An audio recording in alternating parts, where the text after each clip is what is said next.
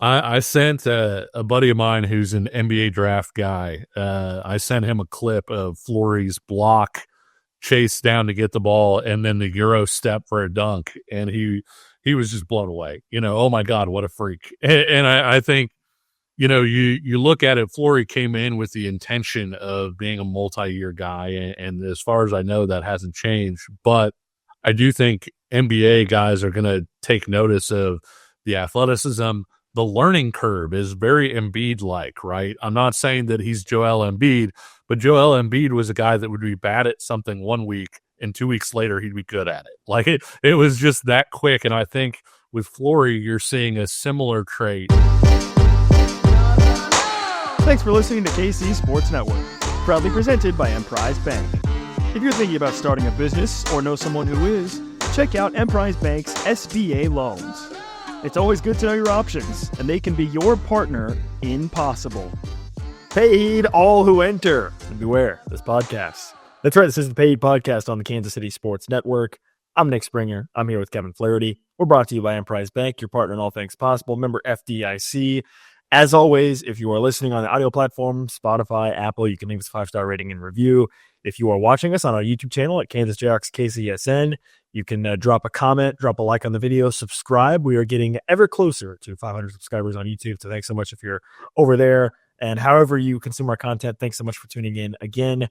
First off, over the weekend, a major storm, Snowmageddon, hit Kansas City. Hopefully everyone stayed safe in that process. I myself got trapped at one point.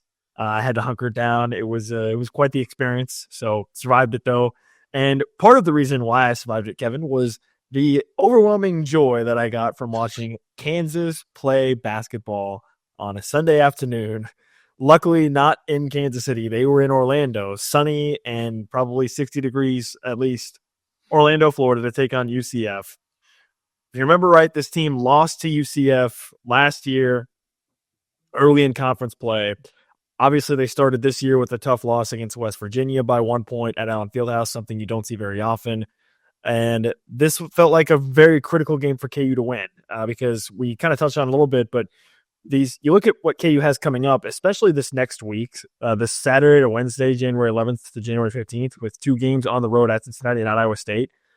If Kansas dropped this one against UCF, this was my mindset going into it, I'm just saying, if Kansas had dropped this one against UCF, you could really legitimately be standing down the barrel at starting conference play 1-4 before you get to play K-State at home on January 18th. So felt like there was a lot on the line. Bill Self really hammered home the point about energy. He wanted to see his team play with more energy. He was clearly very disappointed in that from the West Virginia game. That seemed to be his main message. And boy, his team did not disappoint against UCF. If you were checking the box score throughout the game on Sunday, you may have seen, oh, okay, Kansas is up 25-10. Oh, okay, now they're up 30-15. Oh, okay, now they're up 45-25.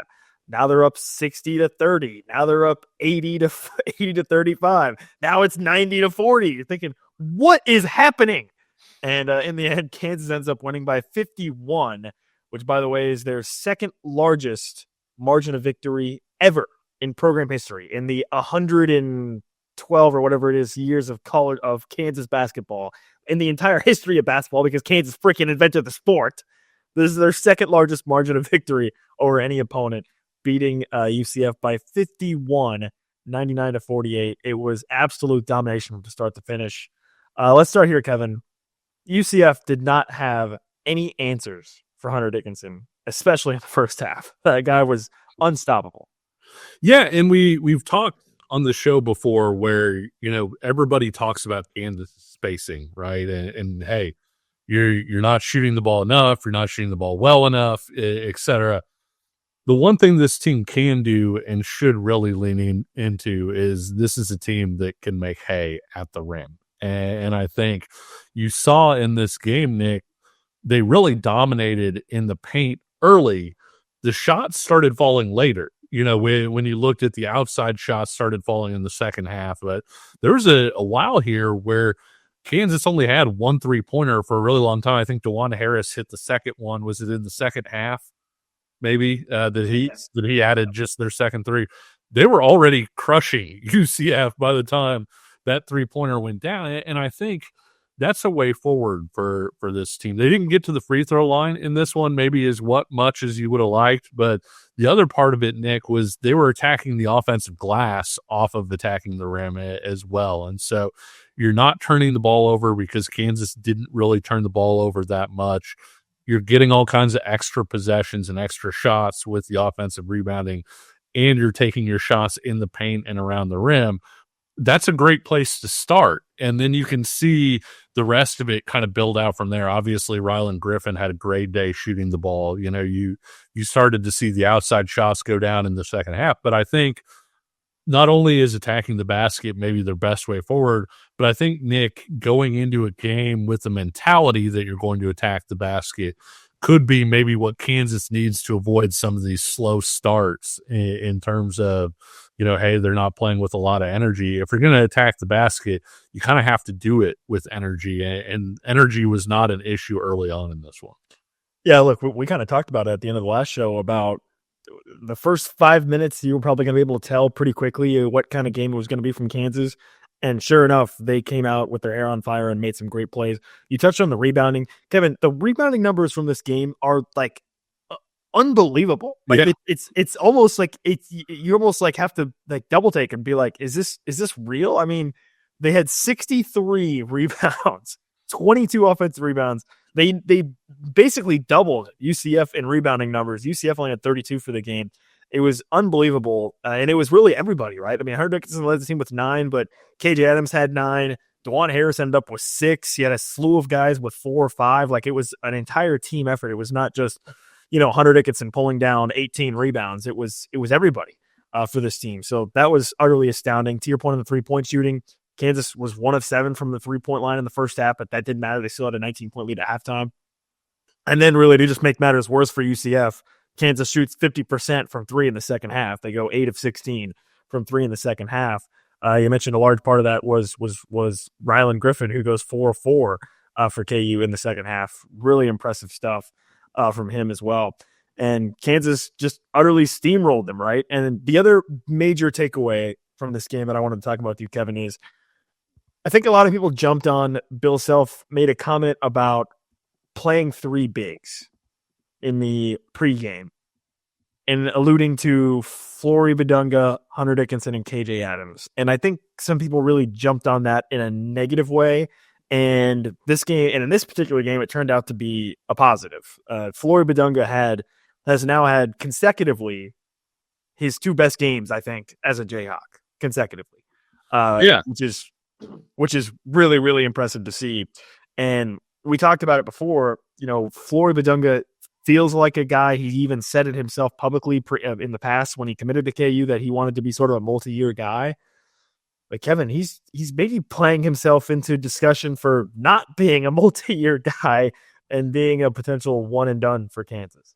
I sent a buddy of mine who's an NBA draft guy. I sent him a clip of Flory's block chase down to get the ball and then the Euro step for a dunk, and he was just blown away. You know, oh my God, what a freak! And I think, you know, you look at it. Flory came in with the intention of being a multi-year guy, and as far as I know, that hasn't changed. But I do think NBA guys are going to take notice of the athleticism. The learning curve is very Embiid-like, right? I'm not saying that he's Joel Embiid, but Joel Embiid was a guy that would be bad at something 1 week, and 2 weeks later he'd be good at it. Like it was just that quick. And I think with Flory, you're seeing a similar trait in that he's doing a really good job of learning and growing and all of those things. I'll say this, Nick, Kansas did luck out a little bit from a defensive standpoint in this one, in that UCF is not a team that's going to put Hunter Dickinson into a lot of ball screens. And so that was, you know, maybe a nice little respite for him, if you will, where he didn't have to do the high hedge and then chase the basket as much as he normally would. But I also think when you get Flory's length out there, the energy he's playing with, the athleticism that he pairs with that length, good things are really starting to happen. And I get that you could have spacing concerns, but you can make up spacing concerns when you're destroying on the glass, when you're doing the different things. One of the things I wanted to mention, Nick, was Kansas took 83 shots in this game. Another astounding stat. Which is absurd. 43 of those shots came at the rim, not in the paint, at the rim. And so you're talking about more than 50% of your shots coming at the rim. You add in the 26 three-pointers as well, and 69 of your 83 shots were at the rim or three-point looks. I think that's a winning formula moving forward for this team. Yeah, absolutely. And look, we touched on it. The only sort of flaw, or flaw is not really the right term, but the only sort of caveat of playing Hunter Dickinson and Flory Badunga at the same time is that Flory Badunga is Hunter Dickinson's backup.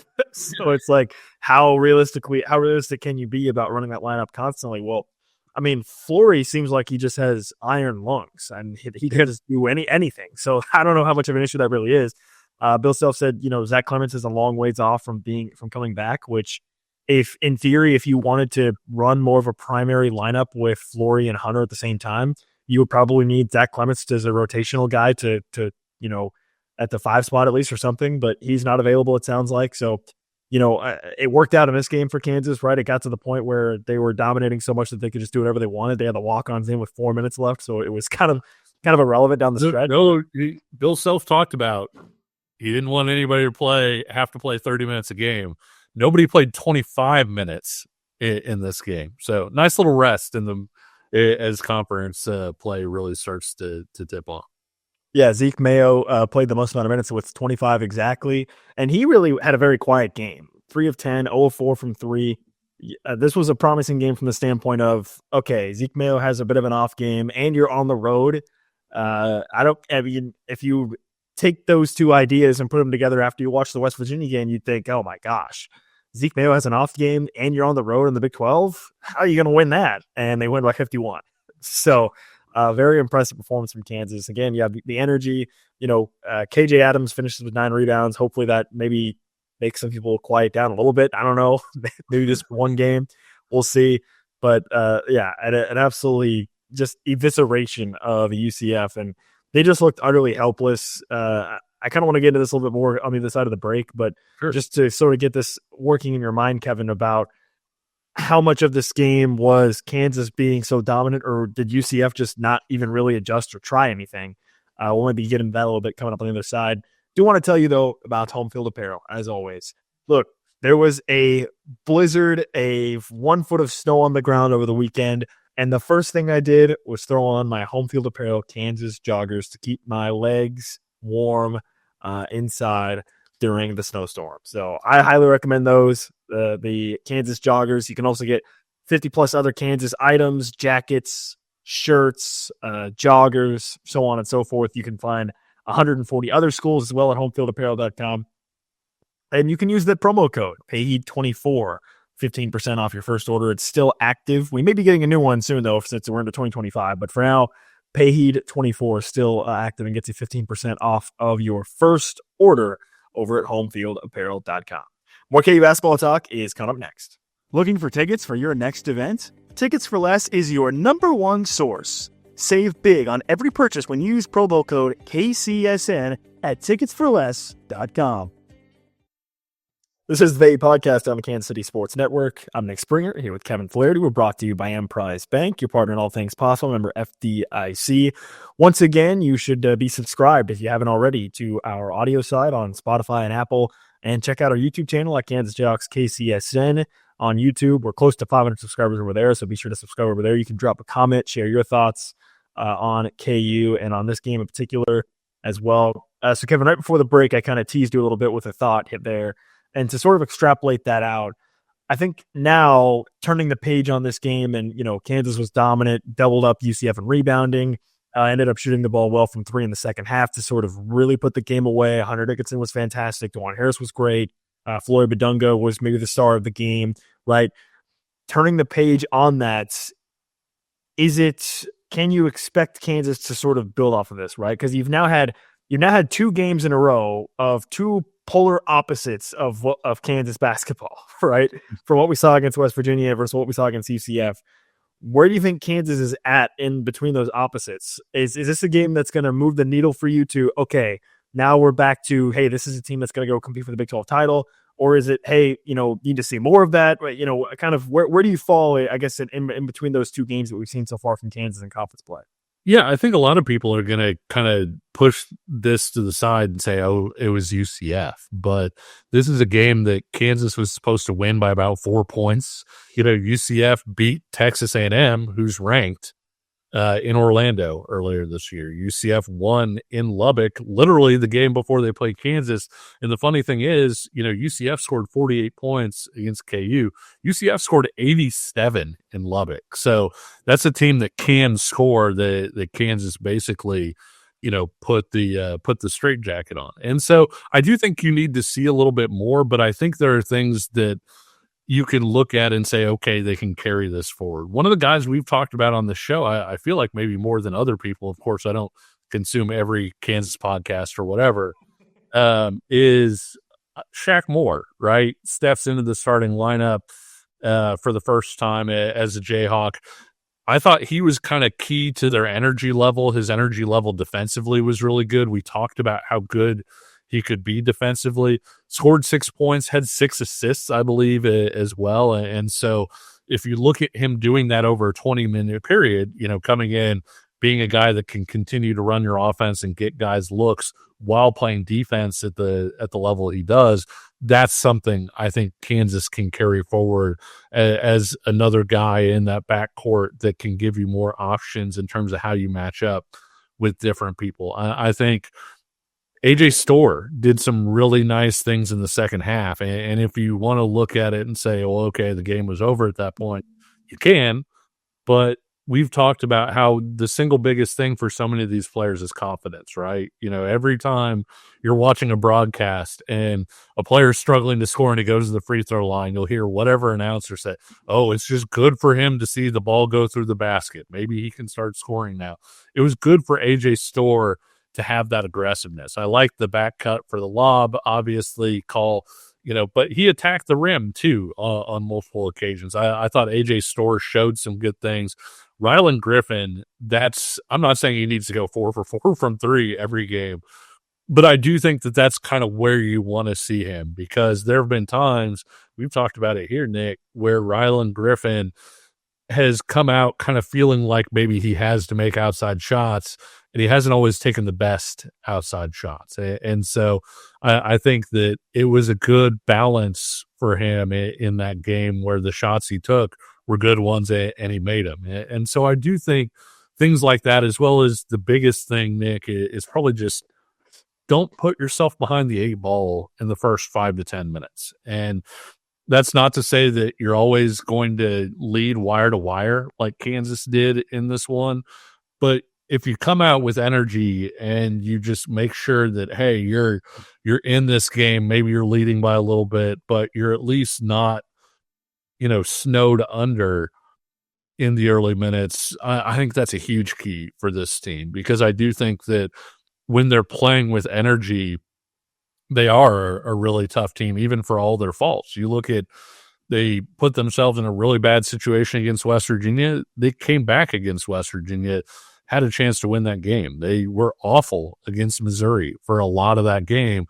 They were able to lock down Missouri and come back in that one. And I'm not trying to take moral victories. I'm just trying to say, if you don't do the really bad stuff, then you're going to give yourself a chance. And I think that that's maybe the thing that I'm interested in seeing more was, is this a team that just came out pissed off because they were getting yelled at all week because of how they came out against West Virginia? Or is this going to start to become a trait that we see from this team that, hey, those really slow starts become, something of the past? Because in an NCAA tournament game, you can't afford to put yourself down 15 or 20 points. I'm not saying you can't win the game, but your margin for error just gets so razor thin. Yeah, look, in hindsight, it makes perfect sense that Shaquille Moore started this game, Kevin, because Bill Self talked endlessly about energy in his pregame press conference earlier in the week. And you and I have talked about Shaquille Moore, and we felt like, hey, he's a guy that can bring you energy, right? He's an high energy, especially on the defensive side of the ball. So, like, in hindsight, it makes perfect sense that Bill Self decided to start Shaquille Moore, because he probably saw that and thought, okay, hey, I need energy. I need energy instantly. I need energy right away in the game so that we don't get down early I'm going to start this guy that I know can do that, right? And so, and in hindsight, it makes perfect sense that he ended up being that fifth starter. And a lot of people always make a big deal about it. And Bill Self always says, "Hey, it's not about who starts the game; it's who finishes." But irregardless, people still always want to make a huge deal about who starts the games. But yeah, I think in this case, it actually, sort of it's almost like an aha moment. Like, oh, Bill Self talked a lot about energy. Makes sense that he has a guy on his bench who is, we think, an energy guy, and Shaquille Moore, insert him into the starting lineup, and you have your energy instantly, right, to start the game. So that made perfect sense. And then you kind of touched on this a little bit as well. I definitely feel much better about KU playing to its strengths after a game like this, right? Because they did that very well, and it's clear that they've worked on the lineup with Flory and Hunter at the same time, and that had a lot of success, and teams are trying to figure that out, right? And so on and so forth, and they've gotten some more perimeter shooting, particularly in this game. But I didn't get the sense that UCF really attacked what we know to be KU's weaknesses. Yeah, I would agree with that. Which is what you mentioned about the high screens and whatnot with Hunter Dickinson on defense, right? It didn't really feel like UCF really tried to test what we believe to be our KU's primary weaknesses in those cases. They didn't really have a game plan to get any screens involved in getting Hunter Dickinson uncomfortable in the defensive end. They did on when KU had the ball on the offensive end. They didn't really have a strategy to shut down, that lineup or deal with kind of how they wanted to play KJ Adams. We've seen other teams play KJ Adams a specific way on the offensive end. So while I come out of this game, I mean, it's impossible to come away from a game like this feeling less confident, right? I mean, you win a game by 51 points. So obviously the confidence level is much higher and maybe what KU's strengths are. But when you look at what KU struggled with and kind of how teams have exploited that, even looking back at the West Virginia game, it didn't feel like UCF tried to do a lot of that in the game. It felt like they really let KU dictate to them, which was nice to see, first of all, because I think in KU's losses, it's been the other way around, right? In KU's losses, it's been their opponent dictating to them sort of the pace of play or sort of, it felt like it was always KU reacting to what their opponent was doing. So that all is to say, like, I am very encouraged from a big picture perspective about KU after a game like this. Again, it's hard not to be, but at the same time, I still want to see KU faced with some of the challenges they've been faced with previously and overcome those, right? Because that's what it's going to come down to when you get deeper into Big 12 conference play, and certainly gets to the NCAA tournament when teams can really prepare for you. Teams are going to probably have more schemed up, I think, than UCF did. And I don't know if UCF just was kind of unprepared or if they thought they could just walk in and have a chance to beat KU after what KU did against West Virginia. But that was kind of my takeaway is, hey, look, KU was outstanding. The energy level was off the charts. The message clearly got through from Bill Self. They had some new wrinkles. Flory was outstanding. But all of that is true. But at the same time, it didn't feel like UCF really tried to push any of KU's weaknesses or challenge KU in any way. It just felt like they just really rolled over, especially in the second half. I mean, KU just did whatever they wanted. Yeah, I think some of it too, Mustafa Tiam is not necessarily the best lob threat out there, right? He's not super quick. He's not a guy that really, is going to outrun somebody to the rim. And so I do think some of it was UCF playing to its personnel in defense of Johnny Dawkins. But I don't think Johnny Dawkins is a bad coach.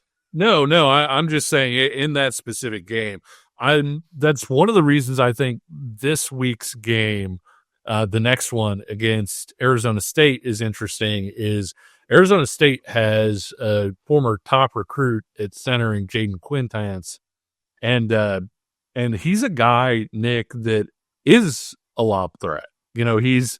He's a guy that has a lot of vertical jump to him. He's long. He can roll off of those things really, really well.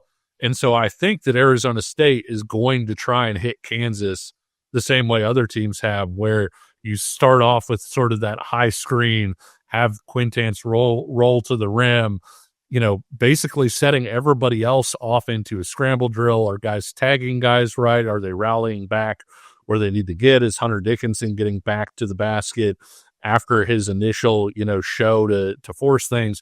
I think Arizona State is probably more likely to attack some of the things that you were talking about UCF not really attacking with Kansas. So Arizona State, let's just talk a little bit Arizona State here at the end. Yep. That's KU's next opponent coming up on Wednesday. If you're listening to this on Tuesday, tomorrow night at Allen Fieldhouse. You look at the schedule for KU. I alluded to how, heading into the UCF game, I thought, okay, well, Kansas could start 1-4 in conference if they don't beat UCF. Well, the one win I guess I was assuming is Arizona State, and I don't mean to disrespect Arizona State, or maybe I do. Maybe I do. I don't know. But out of the list, Sun Devil fans, you just made the list. You just made the list. But they are one of the lower rated teams in the conference per Ken Palm. I think they're you got Oklahoma State is the lowest, and then Utah, and then K-State, and then UCF really plummeted after their loss to Kansas, Colorado, and then Arizona State. So I guess they're more. Arizona State's roughly a similar region to where UCF was heading into the KU game. I think UCF was 62. I think Arizona State's 57. So when you're at that point in the rankings, they're basically barely separated.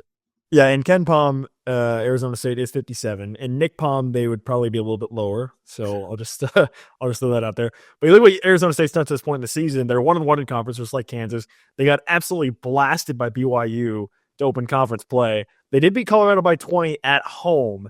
Other notable wins they had: they beat St. Mary's on a neutral court earlier in the year. They also beat New Mexico. They hung with Gonzaga, sort of, in an away game. They beat Santa Clara as well. Their 3 losses are Gonzaga, Florida, and BYU. So 2 obviously top 10 teams, top 5 teams, maybe you could argue. And then the conference loss that they had against BYU as well. And so, yeah, and Quinn Chance, the guy you brought up, if I'm not mistaken, he was committed to Kentucky, I think. I believe. You're right, yeah. And then Calipari left and he flipped. I think. I'm pretty sure that's correct.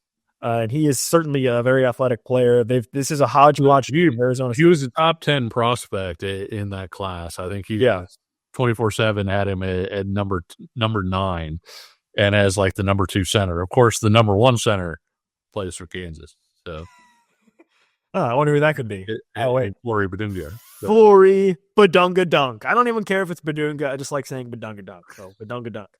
But yeah, so they do have that. They have a bit of a hodgepodge team of transfers plus some young freshmen.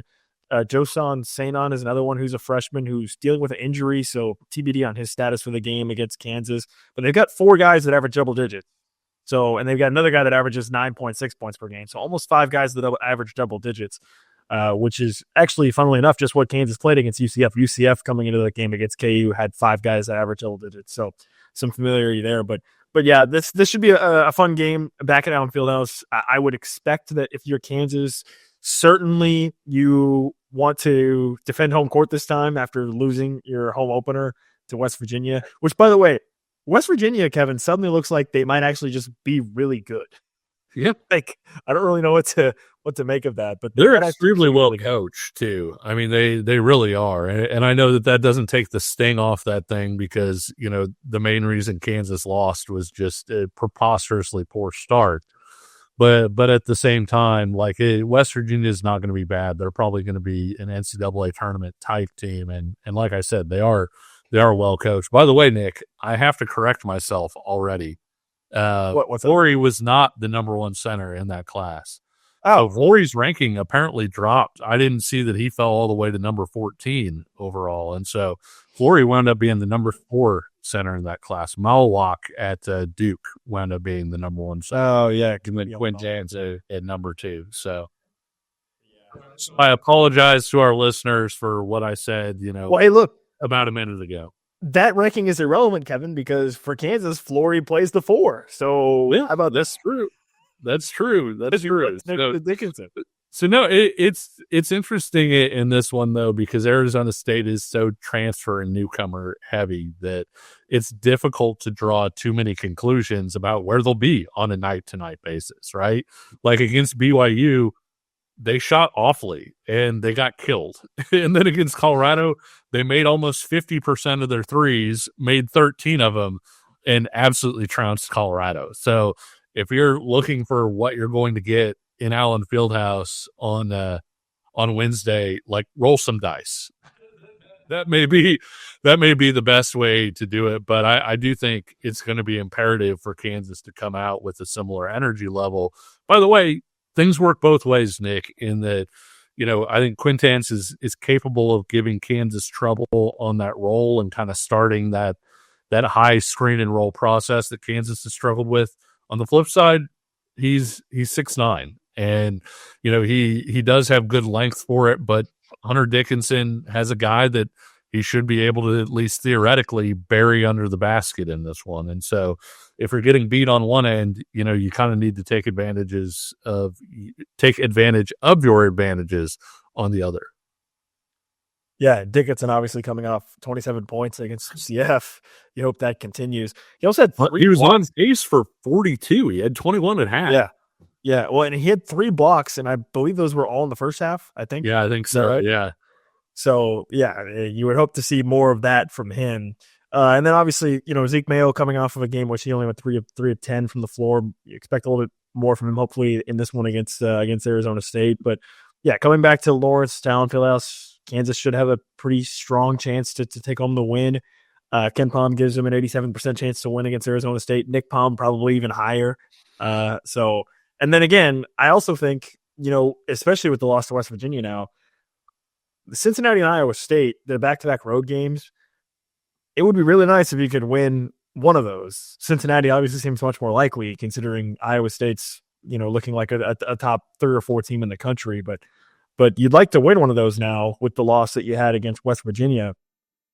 And so you definitely want to keep that momentum going by taking care of business at home against Arizona State, because then the schedule lightens up for a couple games with K-State and TCU, but then you play Houston, and then you play Baylor and Iowa State back-to-back. Then you go to Manhattan after that. So, you got to keep the pedal to the metal in conference play like we talked about really all leading up to it, right?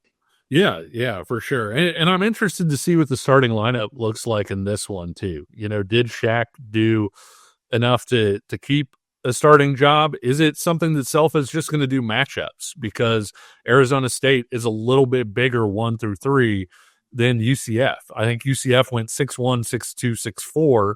So Zeke Mayo, who's 6'4", can play the 3, and you can have Shaq Moore and DeJuan Harris next to each other with that group. I think Freeman at Arizona State is 6'6". So if you're asking Zeke to play the 3 again, not that there's a huge difference there, but there's a little bit of a difference. And so does Self say, hey, this is a Rylan Griffin or even an AJ Storr game at the 3 to start off? Or does Self say, hey, I really like the energy level that we got out of those guys last time. This could wind up being a starting deal. And I think it's so important how they finish. And obviously against UCF, they finished with the walk-ons in, which is the ideal scenario. But generally speaking, I think the way that you start, I'm not saying it's not important, and maybe Shaq Moore's energy does win him a long-term starting spot because Self says, hey, this guy's going to help us get off on the right foot. But I do wonder if at the end of games, when you're looking at the minutes played, if you're looking at the situations in which guys are in, if Rylan Griffin and AJ Storr are going to crack into the quote-unquote lineup of trust of Bill Self at that point. Yeah, listen, the Bill Self circle of trust, it's a tight circle, and it's proving to be difficult sometimes to gain access to. But once you're in, you're in. It's like it's like the secret club you used to join or whatever, where once you're in, you're in. But yeah, with all the talk about the starting lineup, I would just caution, like, hey, probably don't overreact too much to the starting lineups. I think it's pretty clear that Bill Self is still, I don't know if experimenting is the right term, but he's willing to try new things with the starting lineup at this point, right? So, maybe if it is a Rylan Griffin or AJ Storr getting sort of a chance at that spot, or if it's a Shaq Moore, right? Or, I mean, who the hell knows at this point? Maybe he'll just start the game with KJ and Flory and Hunter. And, I mean, I don't know.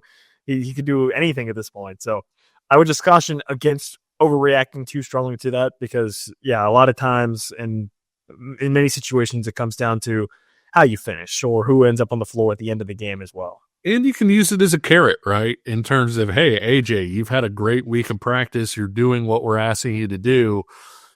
Here's your starting spot. But ultimately, like you said, I think it's less important than, when you look at the end of the game and you see, okay, this guy played 30 minutes, this guy played 25 minutes, this guy played 20 minutes. The starter might be the guy that played 20 minutes, but at the same time, I do think that extra spot there is something that Bill Self can use either to attack matchups if he likes a certain way, a way to establish energy like he did with Shaq Moore, or even a way to reward a player that you think, hey, this guy's been doing really well in practice. He's been doing what we're asking him to do.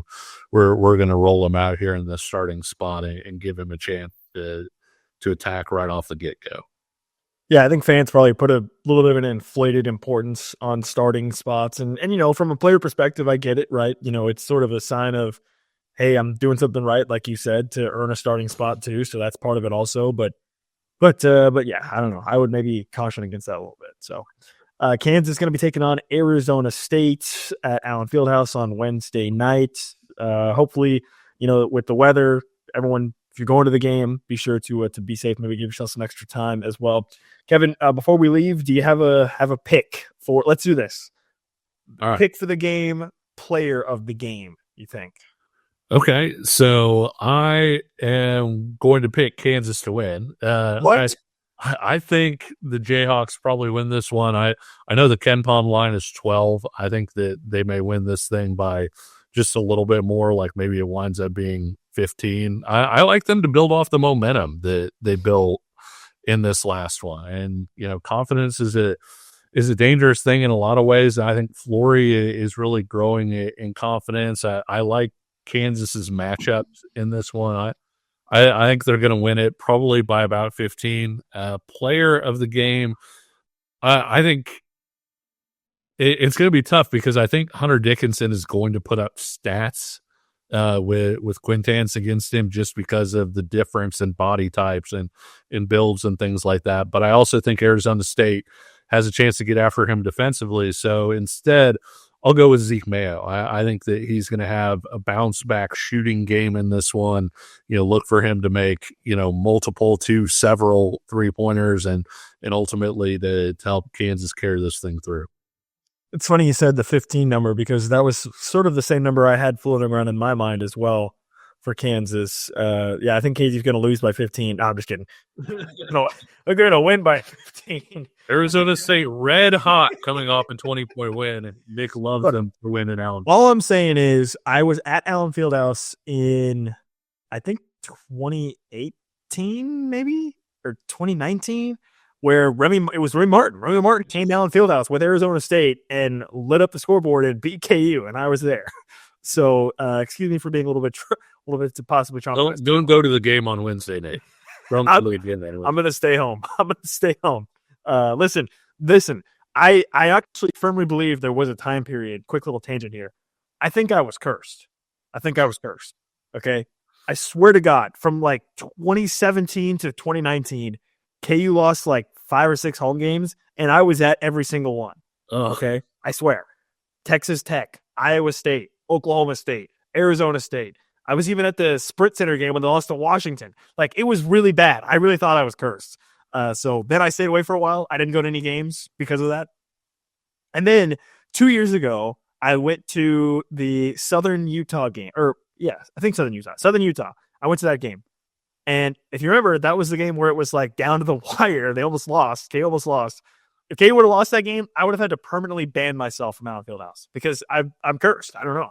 But luckily, I think the curse was broken and everything's fine because I've been to plenty of games since then and they've won all of them. So I think I've generally done pretty well with Royals games. Like last year, or I guess technically 2 seasons ago, when they could barely beat anybody, I went to like 5 games and they were either 4-1 or 1-5.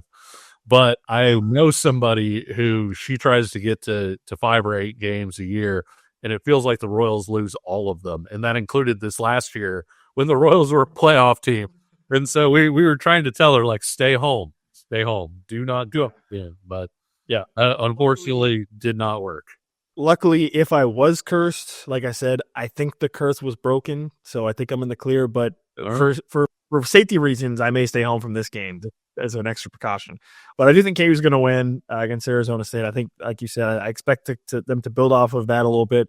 And look, I think there's something to be said about your last game at home. You lost. You're going to come out at home with that extra fire, I would think, to make sure you defend that home floor this time around against Arizona State. So I'll go with Arizona State.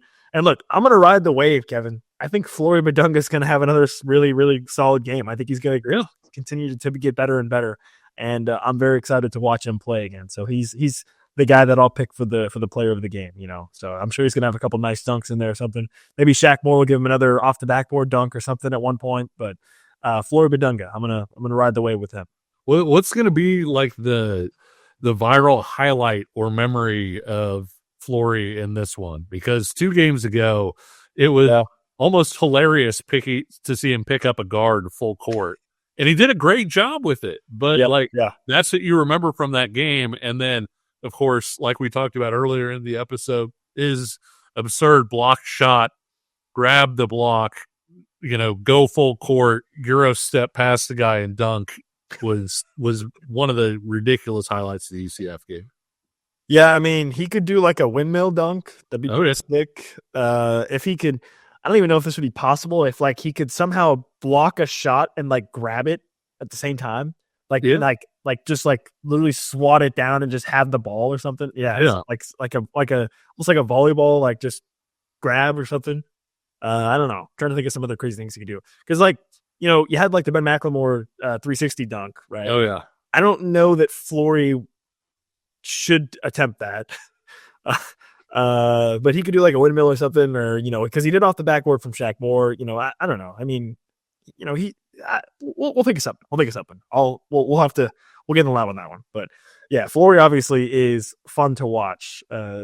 So hopefully that continues against Arizona State. Kevin, you got anything else for our good listeners?